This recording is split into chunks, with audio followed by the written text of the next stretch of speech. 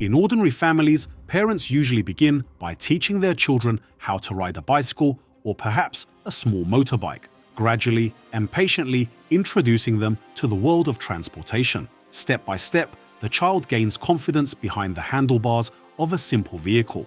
But this is not the case for the family of Kim Jong Un. For a young girl, roughly 13 to 14 years old, one might wonder what kind of vehicle would be appropriate for her. It's not a bicycle, it's not a scooter, and it's certainly not a standard sedan. Kim Jong Un has taken a massive strategic shortcut. He put his daughter straight into the driver's seat of a main battle tank to get her used to the roar of the engine and the weight of the armor. In reality, the images of young Kim Ju-ae accompanying her father and familiarizing herself with advanced military hardware, state-level military exercises, and high-profile social activities in North Korea are no longer a novelty. It appears that this has unfolded exactly according to the meticulous calculations of Chairman Kim Jong Un. The North Korean public, and indeed the international media, have grown accustomed to the sight of the chairman and his daughter, the individual who, with an increasingly high probability, is being groomed to succeed him. On March 20th, 2026, Pyongyang forced international military observers to tip their hats in both respect and intense curiosity. The regime released dramatic footage of a large-scale coordinated offensive drill where a new generation of super tanks, officially identified as the Cheonma-2, stepped out from the shadows of secrecy to assert its status as a platform with no rivals on the modern battlefield. To understand why Kim Jong Un confidently declared this to be the most superior tank in the world, we must scrutinize the technical dossier of this machine. The Cheonma-2 is unlike any previous North Korean tank, which were typically based on aging Soviet-era foundations. Externally, the vehicle presents a formidable aesthetic, a hybrid blend of the American M1 Abrams and the Russian T-14 Armata. However, beneath that steel skin lies a suite of sophisticated technologies that Pyongyang has spent over 7 years perfecting in total isolation. The most valuable feature, and the one causing the most concern in Western defense circles, is the Active Protection System, APS. In the released video segments, this system demonstrated a 100% intercept capability against various types of anti-tank guided missiles, ATGMs, and unmanned aerial vehicles, drones, approaching from all vectors. Given that the conflict in Ukraine has exposed how vulnerable modern tanks are to cheap off-the-shelf FPV drones, North Korea's successful integration of an APS proves they have caught up with the most cutting-edge trends in modern warfare. This system functions as an invisible shield, automatically detecting incoming threats and neutralizing them before they can even touch the vehicle's thick, multi-layered composite armor. Furthermore, the Cheonma-2 is equipped with a remote-controlled weapon station RCWS, Advanced Electronic Warfare EW suites, and a state-of-the-art night vision and thermal imaging system. Chairman Kim emphasized that this represents a quantum leap forward, finally rectifying the traditional night blindness that once plagued North Korea's armored divisions.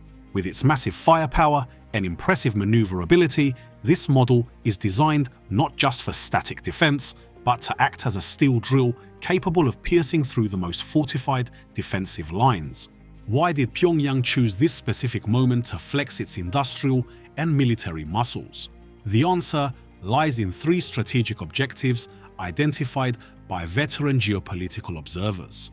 The exercise took place exactly on the concluding day of the Freedom Shield 2026 joint military drills between the United States and South Korea. This is a political message that could not be clearer.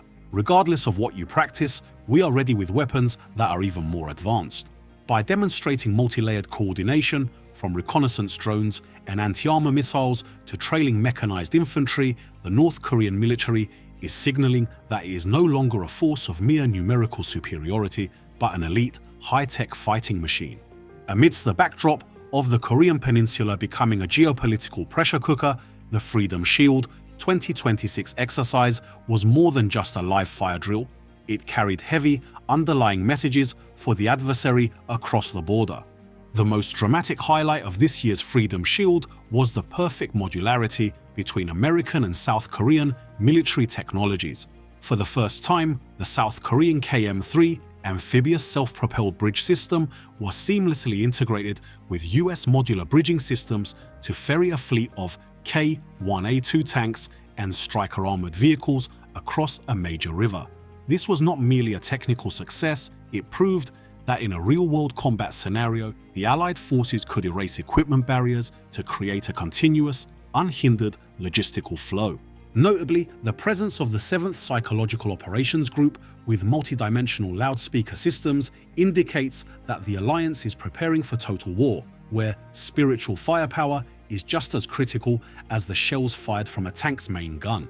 The simulation of defending against drone swarms during a river crossing shows that the US and South Korea have rapidly internalized the bloody lessons from modern battlefields like Ukraine, where engineering and bridging units are often the most lucrative targets for kamikaze UAVs. If North Korea is boasting of thick armor and heavy cannons, then the US-South Korean alliance is showcasing hypersonic mobility.